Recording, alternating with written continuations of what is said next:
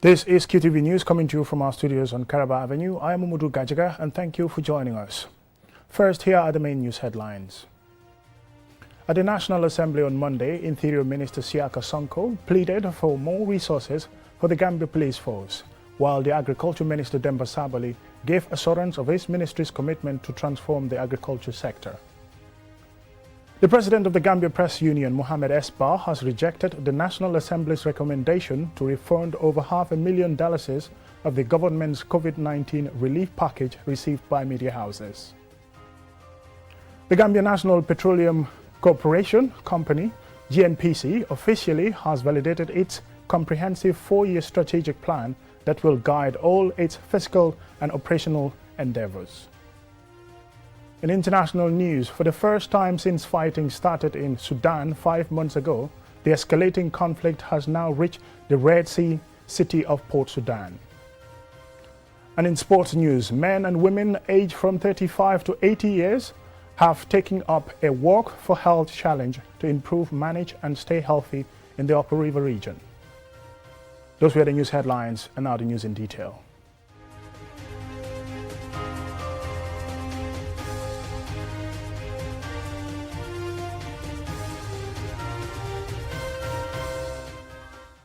Welcome and thank you for joining us. This is QTV News. On Monday, Interior Minister Siaka Sonko pleaded for more resources for the Gambia Police Force by saying that the lack of adequate funding is a major hindrance to their work. He revealed, among other things, that the Gambia Police Force currently owes over $11 million for fuel. As Alusisa reports, Agriculture Minister Demba Sabali also appeared before lawmakers to respond to queries relating to his sector. Lawmakers summoned Interior Minister Siaka Sonko and Agriculture Minister Demba Sabali respectively to respond to issues raised in the separate reports of the Parliament's Committee on Human Rights and Constitutional Matters visit to detention centers across the country and the Committee on Agriculture to agricultural sites across the country in September 2022. Minister Sonko acknowledged his ministry as a critical player in the ongoing security sector reforms, but said his ministry faces daunting challenges in providing internal security. However, he told lawmakers that the Ministry of Interior, in collaboration with development partners, has put a lot of effort into infrastructure and capacity building. Minister Sonko went further to implore the Gambia government to allocate more resources so that many police stations are provided with the needed resources to better respond to the expectations of the public. He revealed, among other things, that the government's fuel allocation for the police does not last beyond 6 months. As such, the police currently owes over $11 million for fuel. Minister Sonko said the approval of $11,500,000 for the purchase of uniforms is not enough to cater for all police personnel. The sum required for general duty for uniform is $52,872,000 for general duty, and for the PIU officers it's about 100 to dress PIU. To dress one PI officer, you have to spend about $20,000. For a police officer, for a complete set of uniform, it's about $12,000 per set of uniform. This was a total amount of $118,872,000. Total amount spent feeding detainees yearly is recorded at $472,000. This is what is shared. According to Minister Sonko, there are plans to relocate the Barra police station to a better location in Esau and to build more modern police stations across the country. He advocates for the responsibility allowance for the police to be captured in the budget. The issue of logistics, particularly motor vehicles, is a major challenge for the Gambia Police Force, especially during the emergency response operations. However, plans are underway to procure vehicles for some police stations within the country for better service delivery, but we are constrained with limited resources. Demba Sabali, the Minister for Agriculture, welcomed the visit by the committee to his ministry's various projects where various challenges were identified, including access to markets, water problems, and poor roads. He explains what has been done in some areas to respond to the challenges. The market access has been solved because the routes have brokered an agreement with Kerkunta Farm in the North Bank region to be buying directly from Kanuma and Yalal Gardens so that the women don't have to struggle how to sell their produce anymore. And Kerkunta Garden has just been aided with $120,000 US, which is $7.5 million by the Giraffe Project as part of our goal to support private sector actors. According to Minister Sabali, a lot has changed since the committee's visit, while he gave assurances of his ministry's commitment to transform the agriculture sector. Reporting for QTV News, I am Aliou Cissé. The president of the Gambia Press Union, GPU, Mohamed Esba, has rejected the National Assembly's recommendation to refund over $500,000 in unconfirmed expenditure by media houses that received assistance from the government's COVID-19 relief package. Additionally, the GPU demands a public apology from the Assembly's Finance and Public Accounts Committee, FPAC. Lena Igwenyiba has more. The recommendation issued by the National Assembly on September 14th, read by the FPAC chairman after a review of the audit report on the government COVID-19 response consolidated report phase 2, mandates that both the Grant Management Committee, GMC, and Gambia Press Union, GPU, return over $500,000 labeled as unused funds for COVID-19 relief support to media houses within 10 days. Failure to comply will lead to an investigation by the Inspector General of Police for potential prosecution. The Grant Management Committee and Gambia Press Union must return to Accountant General Department the sum of $585,159.86, being the unused funds for the COVID-19 relief support to the media houses on or before 20 September 2023. Failure of which the Inspector General Police must launch an investigation immediately. Mohamed Esba, president of the Gambia Press Union, expressed profound disappointment with FPAC's recommendation and clarified the circumstances surrounding the disbursement of these funds. We were so disappointed with those kind of recommendations because of the GPU was not giving any fund, and the GPU, we were not the one as an institution executing or disbursing these funds. It was the committee who were responsible solely for the administration and the disbursement of these funds. The audit report from the previous year revealed that only 5 out of 43 media houses were unable to provide substantial evidence of fund utilization during the audit. Mr. Bafoda states that the GPU was not included in this list, which is why they are demanding a public apology from FPAC for unfairly attributing these funds to the union. When the report came out, GPU's name was not mentioned. It was 5 radio stations that could not account for some of the monies. We came out to clarify and to demand a public apology from the FPAC, because we believe that GPU has built a reputation for 40 years. So we will not allow our name to be tainted in such a way.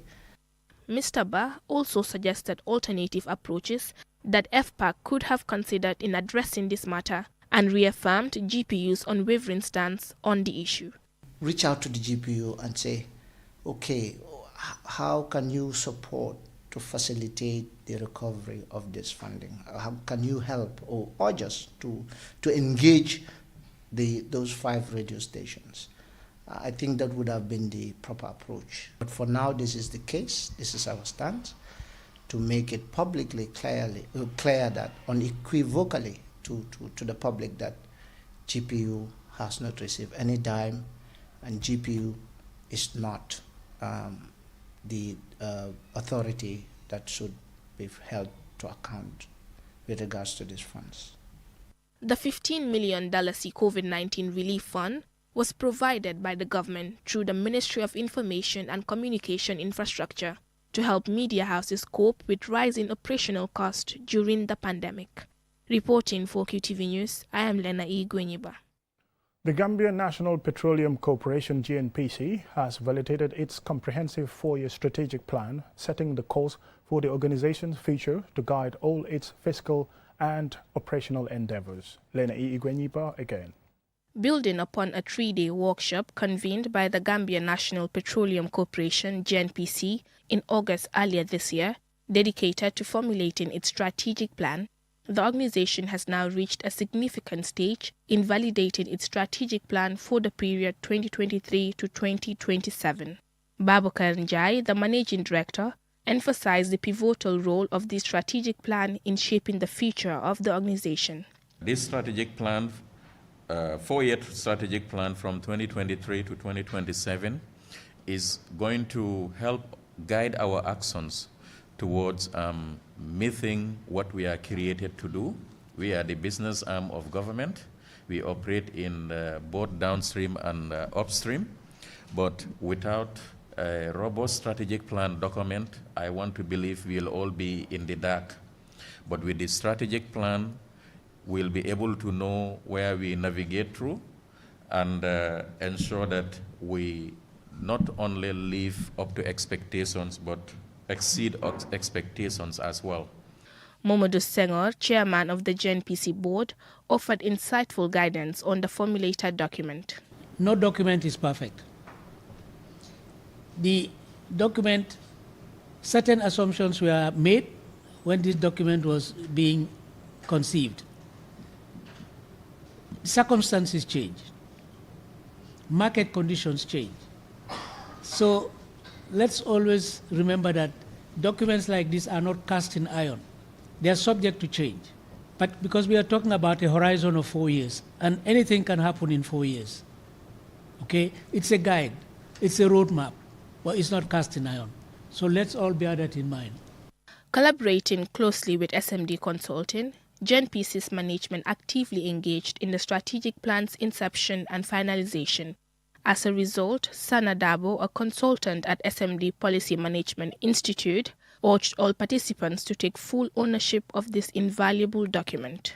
You being involved, taking the leadership and ownership in the drafting of this document gives us already a very reasonable measure of success in the implementation of the strategic plan. Not only you understand it, but you own this document. So that's key.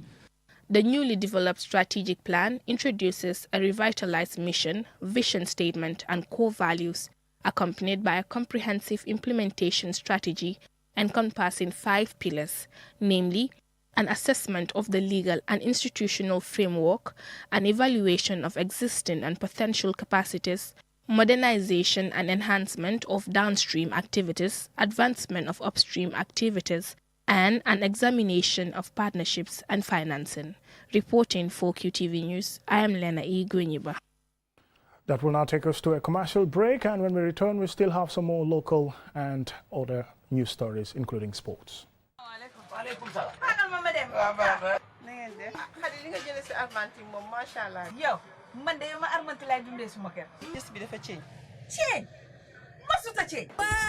waaw du gis ngeen daw si ba mu amee sikki sàkkane armante mi dañoo wecc ay cafkaam ba ñu ko ubbilee siwo bi ba xet gi dugg ko cam billahi la mu yëg bari na armante ñaar fukki at ak nangam ba mu ne cëpp ci réew mi ba tey mësula wecc doxalin mësula wecc cafka bu leen ci am benn ñaari xel man mii di jaay lépp luy produit gi armante rek am naa ko am na 500 millilitres 1000 millilitres ak 5 kilos ba noppi nag am 750 ml bi nga xam ne mi ngi toj réew mi gis nga armante Evaprotect milk bi mooy mos dolli te armante spaghetti bii ngay gis moo dàq ci spaghetti yi gis nga armante bottom margarine bi noonu la gënee ci yow mi nga xamante ne yaa ngi jaay tàngana ci Johnson bi kombe fi armante la dugal sa waa ñoddi sa kombe bi gis ngeen lii sardañ la da nga gis góobi jën bi dafa neex gis nga meew ko ndig mil bi armante ko fi indi moom mi dafa sakkan xoolal xale bi nu muy naanee banana milk bi gis ngeen flamingo oil bi dem leen ci bépp boutique bépp supermarket ci bépp marché armante ki prodogam kenn mënu koo ceeñ armante ndax moo di good quality.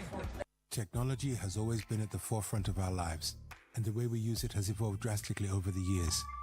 With the advent of 5G internet, we are entering a new era of technological innovation that promises to transform the way we live, work, and play. 5G internet is capable of providing data speeds up to 100 times faster than 4G, making it the ideal solution for streaming high-quality videos, playing online games, and downloading large files on the go. 5G internet is already transforming cities across the globe, powering smart cities, self-driving cars, and virtual reality experiences that were once thought impossible. 5G internet is also paving the way for Internet of Things, allowing for seamless connectivity between devices and the creation of a truly connected world. For the first time in the Gambia, QCell is bringing tomorrow's technology to you today with the launch of QCell 5G Internet. Get ready to experience the out-of-this-world wonders of QCell's 5G Internet. For more information, call 111. QCell. We innovate, others follow.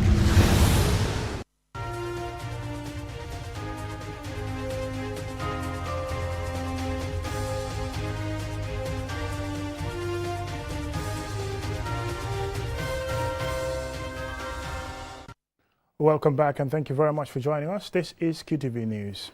Over the weekend, Al-Masi Gambia Foundation held a free eye clinic at Al-Masi Worship and Training Center in Profut. Jennifer Sonko was there and she now reports. Al-Masi Foundation is an international Christian foundation established in 2021 with a vision to contribute to the transformation and sustainable development of Gambia's communities through holistic and humanitarian means. Over 200 people have benefited from this free eye care clinic. Al-Masi Gambia Foundation has trained 10 Gambians to help administer basic eye care, which is one of the organization's main focus areas, and also how to prescribe eyeglasses. Here is Pastor Mariama, Secretary General of Al-Masi Gambia Foundation. We have been in the Gambia and we've looked at the needs. I saw a need for eye exams. A lot of people are struggling maybe to read or to see well, and so when this opportunity came up, we were very happy that these men were able to come in and to train 10 of our people so that they can give eye exams. According to the World Health Organization, WHO, an estimated 1.3 billion people globally struggle with vision impairment to some degree. In particular, people living in low-income countries in Africa and Asia have the greatest rates of vision-related problems, many of which could be prevented or even cured with better access to medical care. David Smith is the lead eye specialist at the clinic. He's delighted at the positive impact he's making in the lives of beneficiaries. We feel it's more important to train local people because, one, they're going to stay behind after we leave. For teams to come from another country to here, it's more expensive, and it's something that isn't able to be done on a regular basis, where once the people here are trained, they're here all the time. They can help do training, set up a clinic on any given day for a special event, maybe a health clinic or something like that, where we just can't, drop everything and come from the United States to here. Teddy Ajero is one of the beneficiaries of the outreach. His eyes were examined and the problem identified. Mr. Ajero is already enjoying using the glasses he was prescribed. It's very, very nice because my uncle told me about them then, and I have to because I've already booked to KFC to go and check my glass, so I said let me give the opportunity. So but I thank God today I came here and I'm successful getting my sight well. Like I can see things clear if I'm far, because if I don't have this thing I cannot see far, understand? But now with this I can see everything clear on the television and other things. So I'm very thankful. In other humanitarian ventures, Al-Masi Gambia Foundation has dug over 22 boreholes across the country. The foundation has also led efforts to motivate and empower women and youths through skills capacity building, business and microfinance management, including agricultural programs through training and monitoring. Reporting for QTV News, I am Jennifer Sonko. Now on to international news.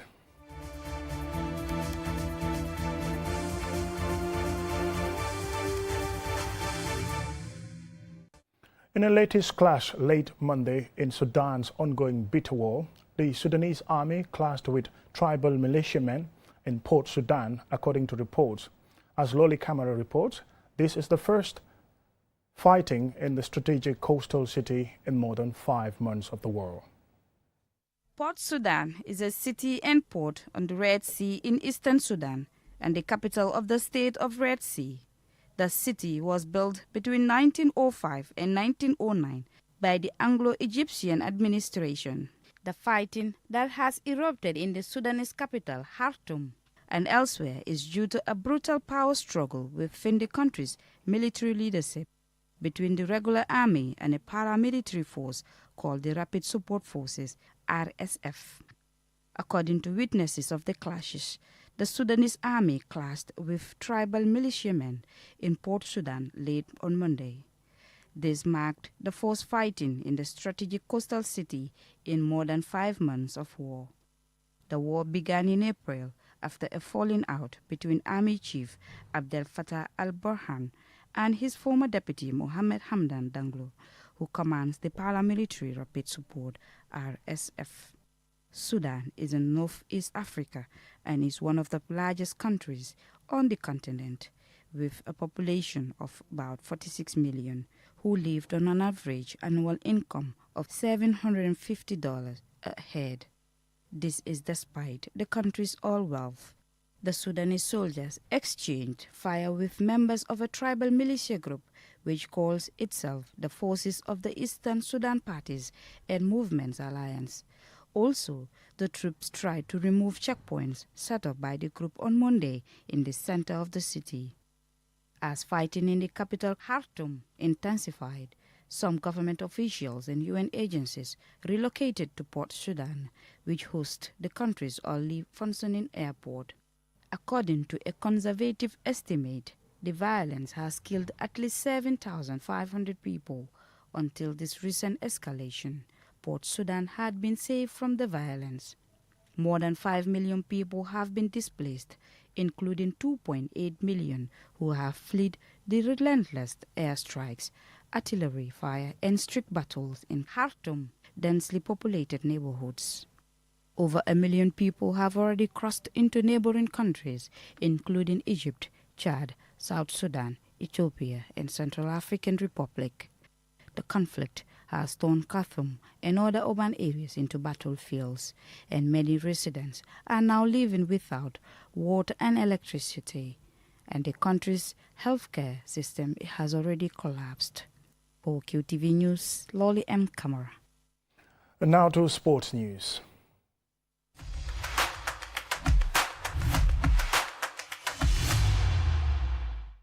Men and women aged from 35 to 80 years have taken up a Work for Health challenge to improve, manage and stay healthy.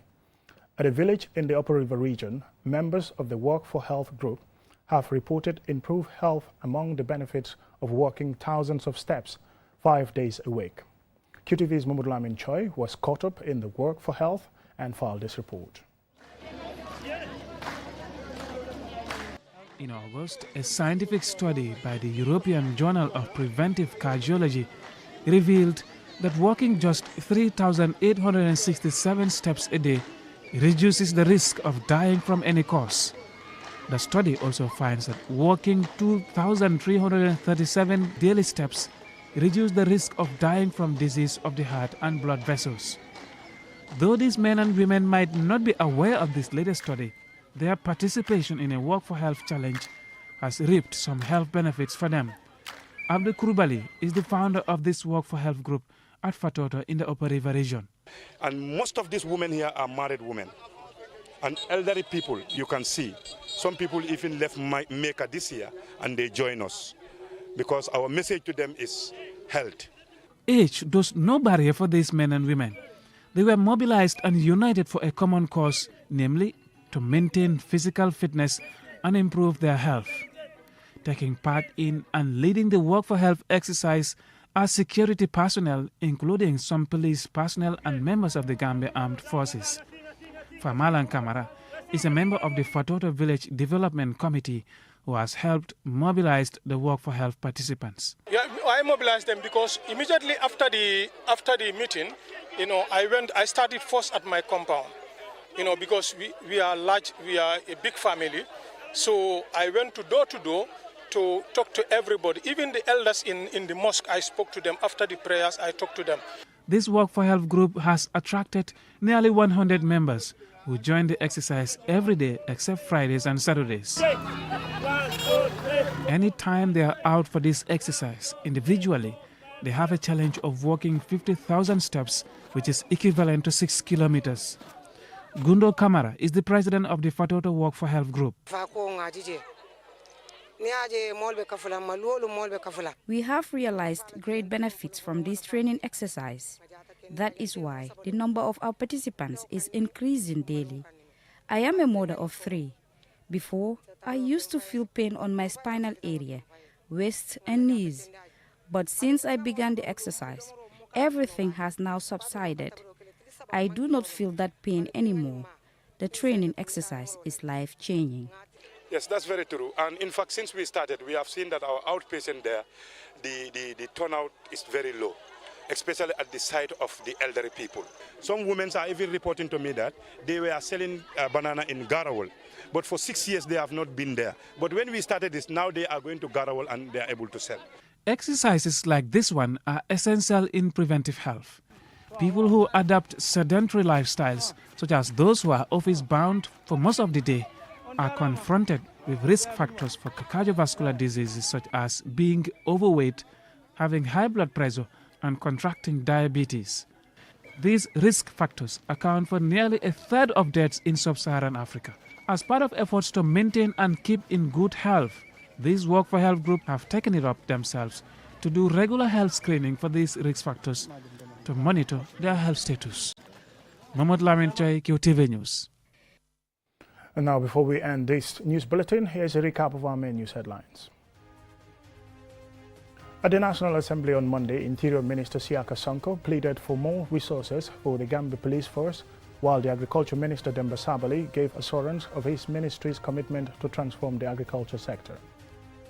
The President of the Gambia Press Union, Mohamed S. Ba, has rejected the National Assembly's recommendation to refund over $500,000 of government's COVID-19 relief package received by media houses.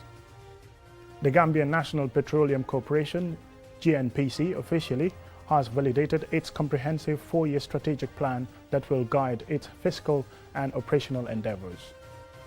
In international news, for the first time since fighting started in Sudan 5 months ago, the escalating conflict has now reached the Red Sea city of Port Sudan.